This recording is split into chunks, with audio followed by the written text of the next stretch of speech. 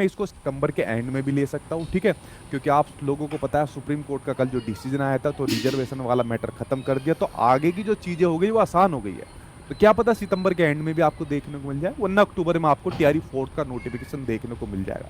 और एग्जाम की तैयारी आप लोग मान के चलिए दिसंबर के अकॉर्डिंग आप लोग अपने एग्जाम की तैयारी करिए। आपके पास बहुत अच्छा खासा समय है तैयारी करने का, बहुत बढ़िया कंपटीशन आपके सामने होने वाला है, क्योंकि एक तो अभी सीटेट वाले बच्चे हैं जिन्होंने सीटेट का एग्जाम पास करा है वो एलिजिबल हो जाएंगे, अभी एस्टेट का रिजल्ट आने वाला है वो यहाँ पर एलिजिबल हो जाएंगे, ठीक है, और अभी तो दूसरे स्टेट की बात चल रही है, उसके ऊपर कुछ भी कहना भी सही नहीं है। तो इस बार का कंपटीशन बहुत अच्छा खासा होने वाला है।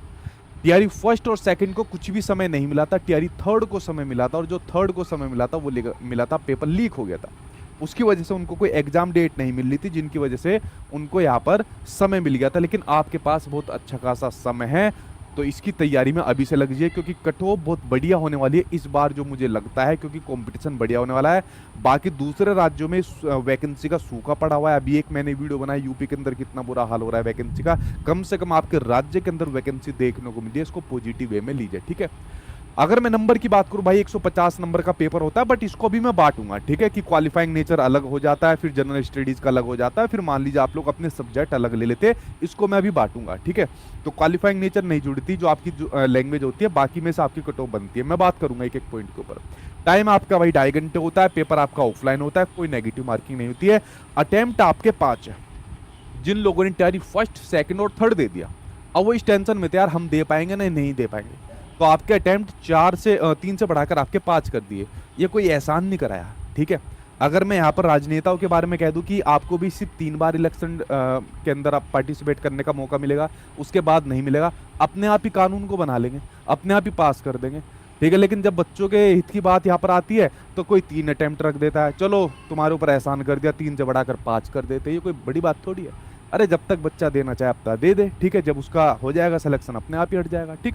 तो यहाँ पर भाई आप लोग जो जिन्होंने टीआरई फर्स्ट दिया है, टीआरई सेकंड दिया है, टीआरई थर्ड दिया है, तो आपके सामने टीआरई फोर्थ और टीआरई फिफ्थ का भी आपके सामने मौका है। तो इसलिए मैंने कहा इस बार बहुत जबरदस्त कंपटीशन आपके सामने होने वाला है टीआरई फोर्थ के अंदर, लेकिन बेफिक्र रहिए हम लोग भी तैयार होने वाले हैं, ठीक है। तो ये कुछ चीजें मैंने आपके सामने यहाँ पर डिस्कस करी है। अब मैं आपके सामने डिस्कस करूंगा इसके सिलेबस के बारे में, क्या क्या चीजें नई आई है, कौन कौन सी चीज आपको कहाँ से पढ़नी है, इसके बारे में एक एक करके मैं आपके सामने बात कर लेता हूँ। अभी आप लोग पूछ रहे हो सर पीआईटी में कितनी सीट है, भाई एक बार सीट वो कंफर्म हो जाने दीजिए। अभी मतलब लमसम का एक आइडिया चल रहा है जो टीआरई फोर्थ के लिए आपका नंबर है, ठीक है, अभी मैं फिफ्थ की बात नहीं कर रहा। जो चीज कंफर्म नहीं उसके बारे में पहले पूछ लेते हो, और जो चीज जरूरी है एग्जाम पास करने के लिए उसके बारे में ध्यान ही नहीं दे रहे, इसके ऊपर ध्यान लगाओ, ये आपको सिलेक्शन दिलाएगा, ठीक। देखिए अगर मैं सिलेबस के बारे में बात करूं, एक मेरी पर्सनल डिमांड है जो मैं बहुत पहले से कहता रहा हूं, जो टीआरई फर्स्ट आया था तब भी मैंने इस बात को कहा था कि भाई बीपीएससी जो है सिलेबस दे रहा है ना, इसको डिटेल सिलेबस दे दे। सिंपल सा कोई एक सब्जेक्ट लिख देता, बताओ उसमें बच्चा कहाँ तक का पढ़े, कितने लेवल तक का यहाँ पर पढ़े, ठीक है। बस उन्होंने कह सकता है क्या रखा है कि भाई चलो ग्रेजुएशन लेवल तक का पूछेंगे, यहाँ तक का पूछेंगे। अरे भाई साहब अगर आप डिटेल में दे दोगे तो कुछ हो जाएगा। एस्टेट का आपने डिटेल में दे रखा है, उसको पढ़ लेते हैं, उसके अकॉर्डिंग तैयारी करा लेते हैं। तो एक डिमांड यहाँ पर ये भी होनी चाहिए कि डिटेल में सिलेबस होना चाहिए, जिसका खामियाजा वरना पता नहीं आपके में से कौन से सब्जेक्ट वाले बच्चों को भुगतना पड़ जाए, ठीक है। तो आई होप ये डिटेल सिलेबस दे दे, ठीक है, लेकिन मुझे लगता नहीं है बीपीएससी डिटेल सिलेबस देता है, ठीक है। तो वो उसी पैटर्न के अकॉर्डिंग चलने वाला जो पैटर्न इससे पहले आपके सामने देखने को मिला था, ठीक है। और उसके साथ में भाई आपके प्रीवियस ईयर के क्वेश्चन अब बड़े महत्वपूर्ण हो गए। जो आपने भी टीआरई थर्ड का जो अभी एग्जाम हुआ है, उस टीआरई थर्ड के एग्जाम के अंदर काफी सारे या मैं कहूँ बहुत सारे क्वेश्चन आपके रिपीट हुए। तो प्रीवियस ईयर के क्वेश्चन जो टीआरई फर्स्ट में आया, सेकंड में आया, जो पेपर लीक हुआ था उसमें आए, और जो ये वाला होगा, इनको तो घोट कर पी जाना बढ़िया तरीके से, रिपीटेशन जरूर देखने को आपको मिल जाएगा, ठीक है।